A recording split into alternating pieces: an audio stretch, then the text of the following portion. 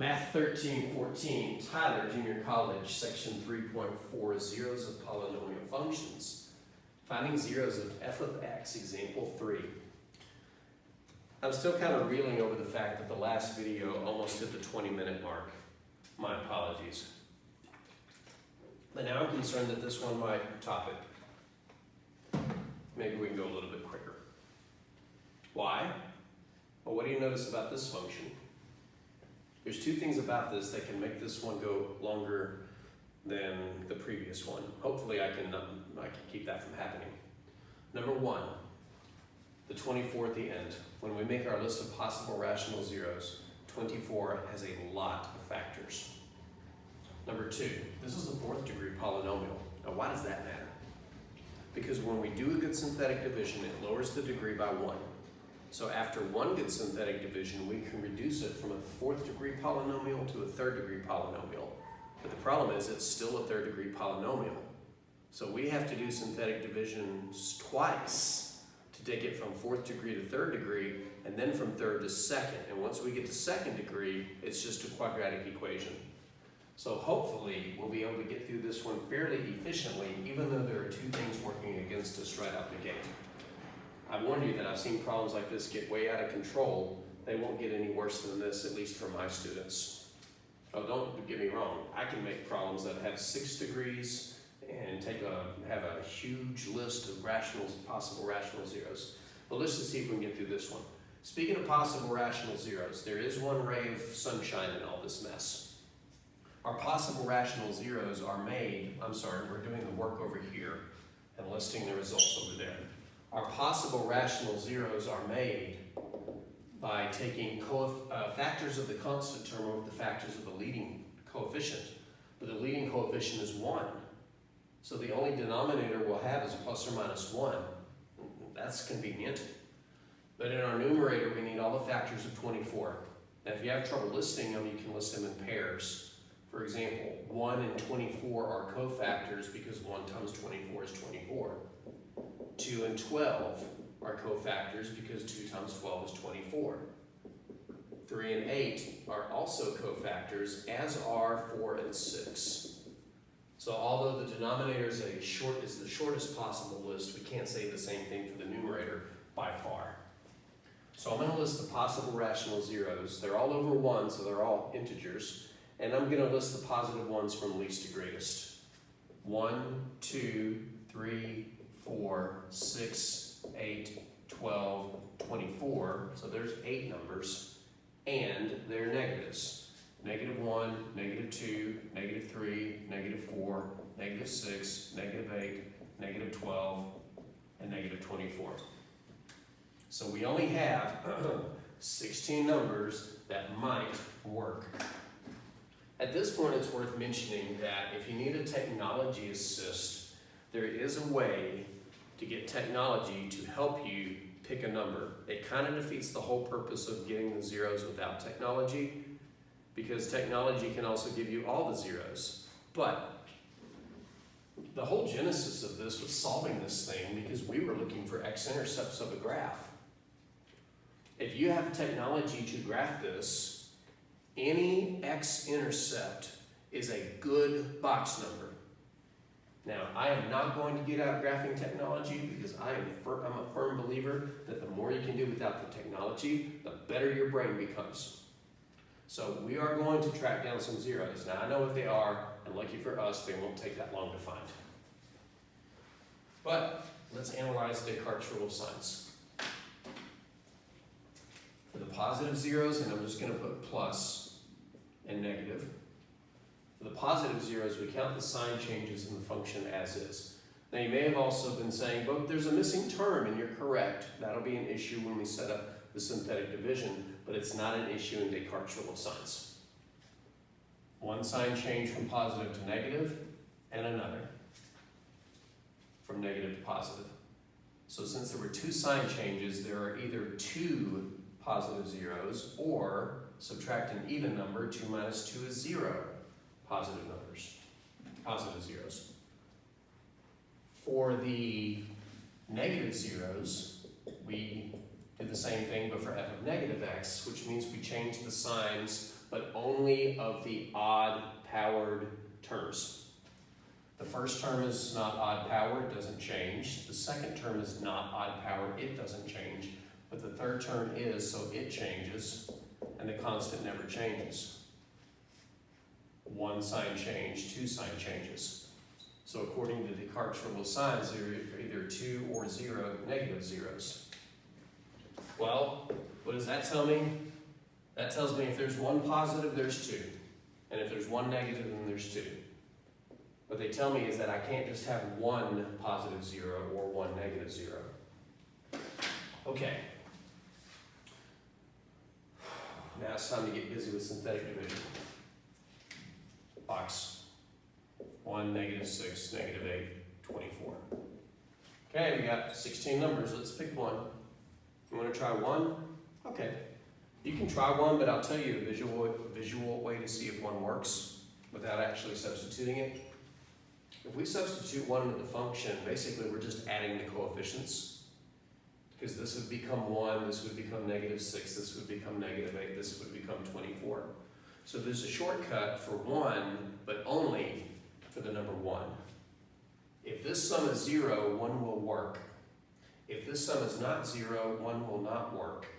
I can tell really quickly that the sum is not 0 because the positives give me 25, but the negatives only give me negative 14.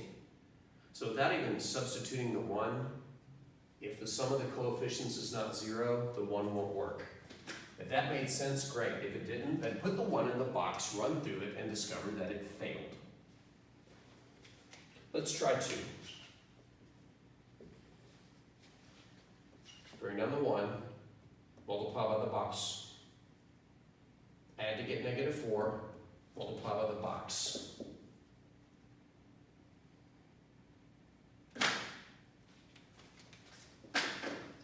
You know why I stopped, right?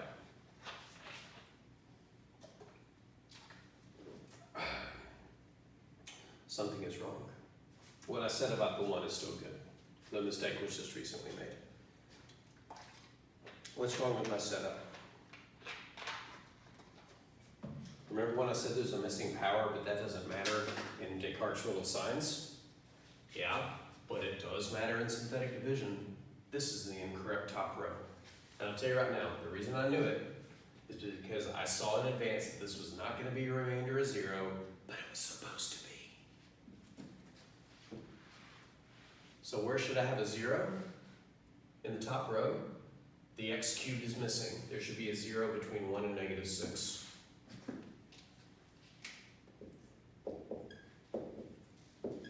See how easy it is to make a casual mistake, no matter how much of an expert you think you are? So if I make that mistake, and I'm the professor, I'm the guy making all these videos, imagine how easy it is for a student to make that mistake. And I'm not saying that to berate students. I'm saying it's an easy mistake to make, no matter how good you think you are. So if you're a straight A student, that's great. You can still make mistakes. All right, let's run 2 through this, and I'll do it a little more quickly. Bring down the 1 times 2 is 2. Add to get 2 times 2 is 4. Add to get negative 8 times 2 is negative 4. Add to get negative 12 times 2 is negative 24. Hooray. I knew it was supposed to work. Okay, so we found an actual 0. One of our actual zeros is x equals 2. But unfortunately, we're not out of the woods because a successful synthetic division problem gives us 2 factors. One factor comes from the box. If the box number was 2, its factor was x minus 2. The other factor comes from the bottom row of the synthetic division problem when the remainder is 0. But the degree only gets lowered by 1. Since this was the 4th degree polynomial, this 1 represents x cubed. So 1x cubed plus 2x squared minus 2x minus 12 is where we are now. To find all the zeros, we now have to solve this. But this is its own problem. So what that basically means is we have to start over, sort of. We have to look at this guy and now ask it these questions. Let's just focus on the possible rational zeros and not necessarily Descartes' rule of signs. We'll only worry about this for the original function. But if I were to make the possible rational zeros, and notice I said if, it's no longer 24 on the top, it's 12. Which means my list would be smaller. Because now, I only need factors of 12. So there are a lot of numbers I can cross out. Well, not a lot. I can cross out any number that's not a factor of 12. That would be 8 and negative 8, and 24 and negative 24. So I lost those. And 1 didn't work before, so it's not going to magically work now.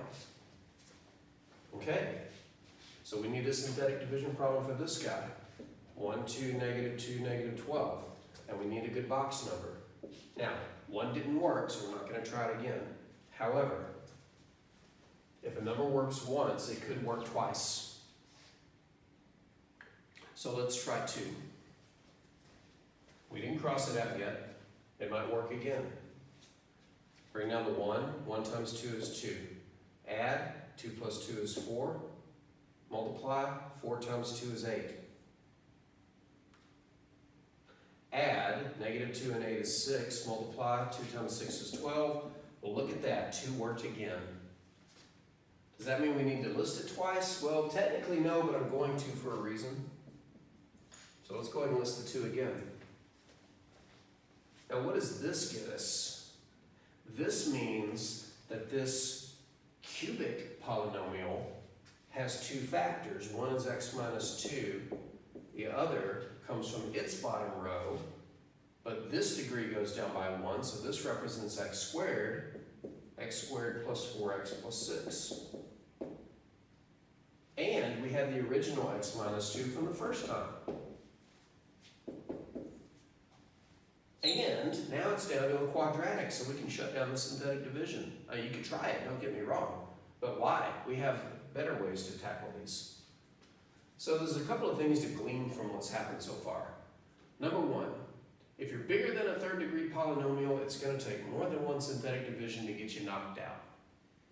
Number 2, if a number works in the box once, it can work again. But if it didn't work the first time, it'll never work again.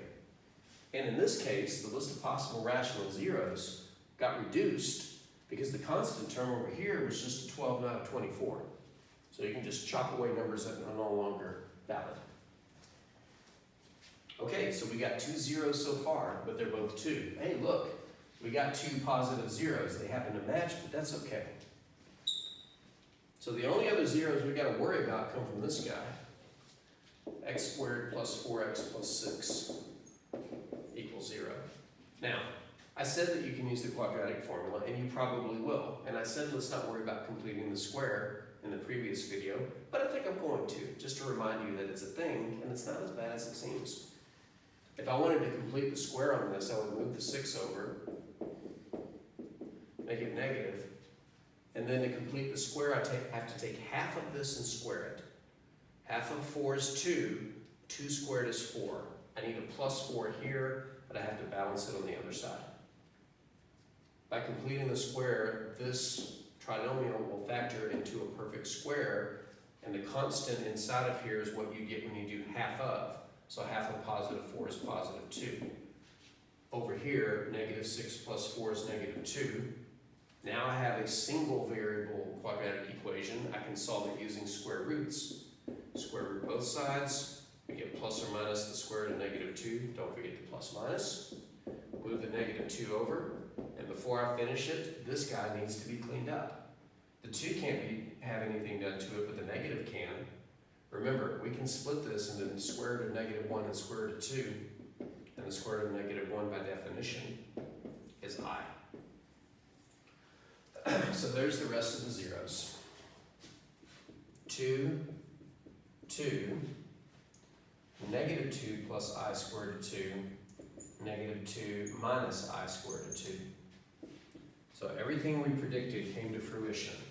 All of our rational zeros were listed in our possible rational zeros. Descartes' rule of sign said 2 or 0 positive zeros. Here they are. Descartes' rule of sign said 2 or 0 negative zeros. There are no negative zeros. You cannot categorize imaginary numbers as positive or negative. you may think there's a way to do it, but in abstract algebra, it can be proven that you cannot put the complex numbers in an order so that one can be defined to be less than the other. So these are neither positive nor negative. So there were 0 negative zeros, there were 2 positive zeros. Everything happened the way we said it would. All right, so yeah, it can get messy. I've seen worse.